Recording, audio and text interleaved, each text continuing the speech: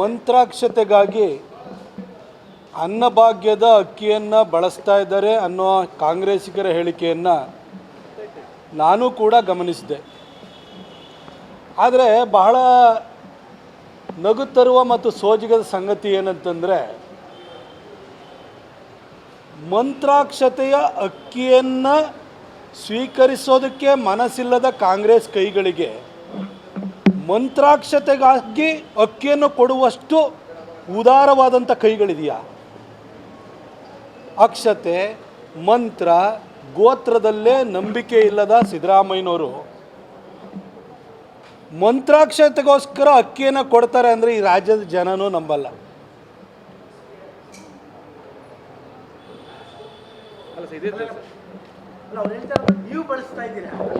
ನಾನು ಅದನ್ನು ಹೇಳಿದ್ದು.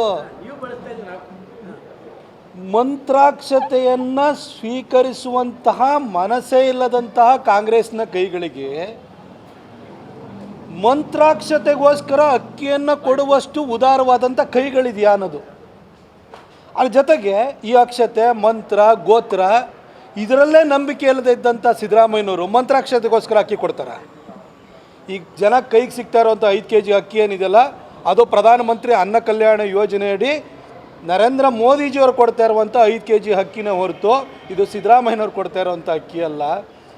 ಕಾಂಗ್ರೆಸ್ನವರು ಮಂತ್ರಾಕ್ಷತೆಗೋಸ್ಕರ ಅಕ್ಕಿ ಕೊಡ್ತಾರೆ ಅಂದರೆ ಈ ರಾಜ್ಯದ ಜನನೇ ನಂಬಲ್ಲ. ಅದ್ರ ಜೊತೆಗೆ ಕಳೆದ 10 ವರ್ಷಗಳಿಂದ ಕೇಂದ್ರದಲ್ಲಿ ಅಧಿಕಾರವನ್ನು ಕಳೆದುಕೊಂಡು ಪೇಚಾಡ್ತಿರುವಂತಹ ನೆಲೆನೇ ಕಳ್ಕೊಂಡಿರುವಂಥ ಕಾಂಗ್ರೆಸ್ಸಿಗರಿಗೆ ಅವರಿಗೆ ಕೈ ಚಾಚುವಂತಹ ದೈನೇಶಿ ಸ್ಥಿತಿ ಇದೇನು ಕೊಡೋದಿನ್ನ ಎಲ್ಲಿಂದ ಬಂತು? ಮೊನ್ನೆಯಿಂದಲೂ ಕೂಡ ಒಂದು ವಿಚಾರ ಚರ್ಚೆ ಆಗ್ತಿರೋಂಥದ್ದು. ಯತೀಂದ್ರ ಸಿದ್ದರಾಮಯ್ಯ ಹೇಳ್ತಾ ಇದ್ದಾರೆ, ಈ ದೇಶ ಯಾವತ್ತೂ ಕೂಡ ಹಿಂದೂ ರಾಷ್ಟ್ರ ಆಗಬಾರ್ದು, ಹಿಂದೂ ರಾಷ್ಟ್ರ ಆದರೆ ಇದು ಅಪಾಯಕಾರಿಯಾದಂಥದ್ದು ಅನ್ನೋ ಸಮರ್ಥನೆ ಕೂಡ ಮಾಡ್ತಾ ಇದ್ದಾರೆ. ಬೇರೆ ಏನಾದರೂ ಕೇಳಿ. ನ್ಯಾಷನಲ್ ಲೀಡರ್ ಅಂತ ಹೇಳ್ತಾರೆ ಸರ್. ಸಿದ್ದರಾಮಯ್ಯನವ್ರು ಹೋಗಲ್ಲ ಅಂತ ಹೇಳ್ತಿದ್ದಾರೆ. ಸಿದ್ದರಾಮಯ್ಯನವ್ರು ಉದ್ಘಾಟನೆಗೆ ಹೋಗಲ್ಲ ಅಂತ, ಕಾಂಗ್ರೆಸ್ನ ಭಾಳಷ್ಟು ಜನ ಉದ್ಘಾಟನೆಗೆ ಹೋಗಲ್ಲ ಅಂತ. ಅದು ಅವ್ರವ್ರ ಇಚ್ಛೆ. ದೇಶದ ಜನಕ್ಕೂ ಕೂಡ ಗೊತ್ತು ಅವ್ರು ಹೋಗಲ್ಲ ಅಂತೇಳಿ. ಸಿದ್ದರಾಮಯ್ಯ ಹೇಳ್ತಾ ಇರೋದು ಧರ್ಮದ ವಿಚಾರ ಸರ್ಕಾರದ ಕೆಲಸ ಅಲ್ಲ, ಸರ್ಕಾರ ಅಭಿವೃದ್ಧಿ ಕೆಲಸ ಮಾಡಬೇಕು. ಧರ್ಮದ ಹೆಸರು ರಾಜಕಾರಣ ಮಾಡ್ತಾ ಇದ್ದಾರೆ. ಸುಪ್ರೀಂ ಕೋರ್ಟಿನಲ್ಲಿ ಸುಮಾರು 400ಕ್ಕಿಂತ ಹೆಚ್ಚು ವರ್ಷ ವಿವಿಧ ಹಂತಗಳಲ್ಲಿ ಹಾಗೂ ಸುಪ್ರೀಂ ಕೋರ್ಟ್ನಲ್ಲಿ ಹೋರಾಟವನ್ನು ಮಾಡಿ ಸುಪ್ರೀಂ ಕೋರ್ಟು ನ್ಯಾಯಸಮ್ಮತವಾಗಿ ಕೊಟ್ಟಿರುವಂತಹ ತೀರ್ಪಿಗೆ ಅನುಗುಣವಾಗಿ ಅಯೋಧ್ಯೆಯಲ್ಲಿ ರಾಮ ಮಂದಿರ ನಿರ್ಮಾಣ ಆಗ್ತಿದೆ. ಅದು ಜನರ ದುಡ್ಡಿಂದ ನಿರ್ಮಾಣ ಆಗ್ತಿದೆ, ಸರ್ಕಾರದ ಖರ್ಚಿನಲ್ಲಿ ನಿರ್ಮಾಣ ಆಗ್ತಿರುವಂಥದ್ದಲ್ಲ. ಅದು ಜನರ ಭಾಗಿದಾರತ್ವದಲ್ಲಿ ನಿರ್ಮಾಣ ಆಗ್ತಿದೆ. ಹಾಗಾಗಿ ಪ್ರತಿ ಮನೆಗೂ ಹೋಗಿ ಅಕ್ಷತೆನ ಹಂಚುವಂತಹ ಕೆಲಸ ನಡೀತಾ ಇದೆ. ಅದು ರಾಮ ಈ ದೇಶದ ಆದರ್ಶದ ನೈತಿಕತೆಯ ಪ್ರತೀಕ. ಗಾಂಧೀಜಿಯವರು ರಾಮರಾಜ್ಯ ಆಗಬೇಕು ಅನ್ನೋ ಕನಸನ್ನು ಕಂಡಿದ್ರು. ರಾಮರಾಜ್ಯ ಅಂತಂದರೆ ಎಲ್ಲರಿಗೂ ಕೂಡ ಮುಕ್ತವಾದಂಥ ನ್ಯಾಯಸಮ್ಮತವಾದಂತಹ ಒಂದು ವ್ಯವಸ್ಥೆ ಇರುವಂತಹ ಆಡಳಿತ ಅಂತಲೇ. ಅಂಥ ಆಡಳಿತ ಈ ದೇಶದಲ್ಲಿ ಬರಬೇಕು ಅಂತ ಗಾಂಧೀಜಿ ಕನಸನ್ನು ಕಂಡಿದ್ದರು. ಅಂತಹ ಆದರ್ಶ ಪುರುಷ ಶ್ರೀರಾಮನ ಜನ್ಮಭೂಮಿಯಲ್ಲಿ ರಾಮಲಲ್ಲನ ವಿಗ್ರಹದ ಪ್ರಾಣ ಪ್ರತಿಷ್ಠೆ ನಡೀತಾ ಇದೆ. ಅದಕ್ಕೆ ಇಡೀ ದೇಶದ ಜನ ಅದಕ್ಕೆ ಅವರು ತಮ್ಮದೇ ಆದಂಥ ಕೊಡುಗೆಯನ್ನು ದೇಣಿಗೆಯನ್ನು ನೀಡಿದ್ದಾರೆ ಹಾಗೂ ಈ ಕಾರ್ಯಕ್ರಮದಲ್ಲೂ ಭಾಗಿಯಾಗ್ತಾ ಇದ್ದಾರೆ.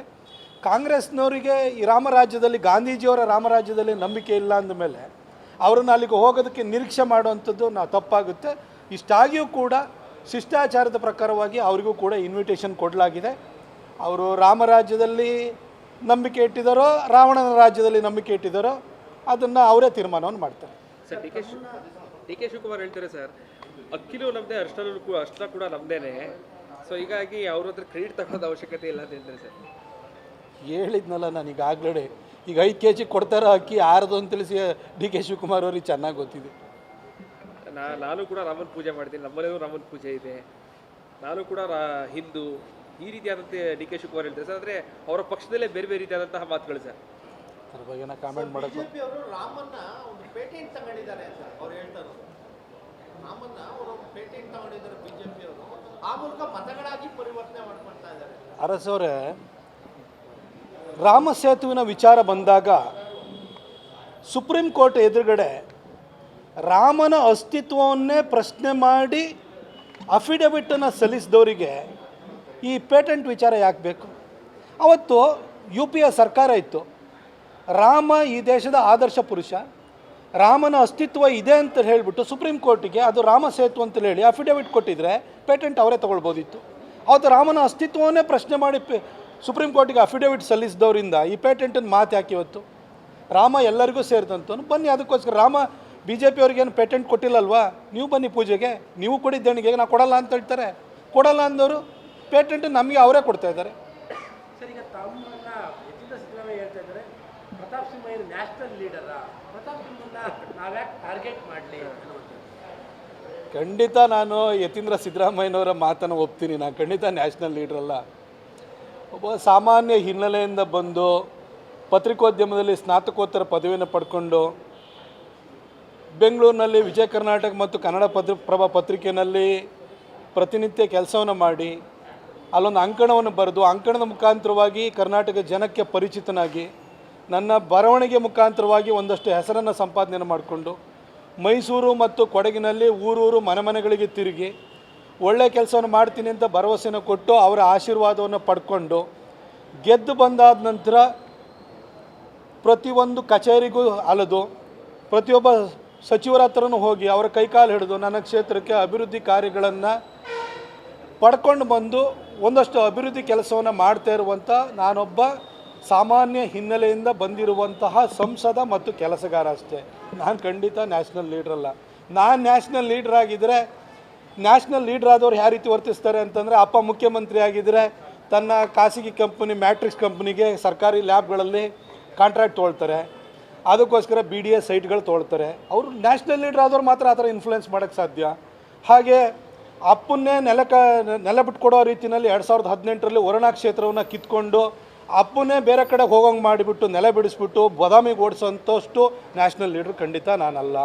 ಹಾಗೆ ಈಗ ಮತ್ತೆ ಅಪ್ಪ ಮುಖ್ಯಮಂತ್ರಿ ಆದ ಕೂಡಲೇ ಅಪ್ಪ ಯಾರಿಗಾದ್ರೂ ಕೂಡ ಯಾರಿಗಾದ್ರೂ ಟ್ರಾನ್ಸ್ಫರಿಗೆ ಸೈನ್ ಹಾಕ್ತಾರೆ, ಅಪ್ಪ ನಾನು ಕಳಿಸಿದ್ದೆಲ್ಲ ಇದಕ್ಕೆ ಲೆಟ್ರಿಗೆ ಸೈನ್ ಹಾಕು ಅಂತ ಹೇಳಿ ಮುಖ್ಯಮಂತ್ರಿ ಮೇಲೇ ಇನ್ಫ್ಲೂಯೆನ್ಸ್ ಮಾಡೋದು ನ್ಯಾಷನಲ್ ಲೀಡ್ರಿಗೆ ಮಾತ್ರ ಸಾಧ್ಯ. ನನ್ನಂಥ ಸಾಮಾನ್ಯನಿಗೆ ಮಾಡೋಕ್ಕೆ ಸಾಧ್ಯ ಇದನ್ನು. ನಾನು ಯಾರಿಗಾರು ಫೋನ್ ಮಾಡಿಬಿಟ್ಟು ನಾನು ಕಳಿಸಿದ ಲಿಸ್ಟಿಗೆ ಸೈನ್ ಹಾಕು ಅಪ್ಪ ಅಂತ ಹೇಳೋಷ್ಟು, ಮುಖ್ಯಮಂತ್ರಿಗೆ ಹೇಳೋಷ್ಟು ಶಕ್ತಿ ನನಗಿರೋಕ್ಕೆ ಸಾಧ್ಯನಾ? ಸಾಧ್ಯ ಇಲ್ಲ. ಅವರು ನ್ಯಾಷನಲ್ ಲೀಡ್ರ್, ಅದನ್ನು ಒಪ್ಕೊಳ್ತೀನಿ, ನಾನು ಖಂಡಿತ ಒಪ್ಕೊಳ್ತೀನಿ. ಅಪ್ಪನ್ನೇ ನೆಲ ಬಿಡಿಸೋಂಥವ್ರು, ಅಪ್ಪನಿಗೆ ಡಿಕ್ಟೇಟ್ ಮಾಡಿಬಿಟ್ಟು ಅವರು ಮಿನಿಟ್ ಹಾಕ್ಸೋಂಥವ್ರು, ಅವರು ನಿಜವಾದ ನ್ಯಾಷನಲ್ ಲೀಡ್ರು.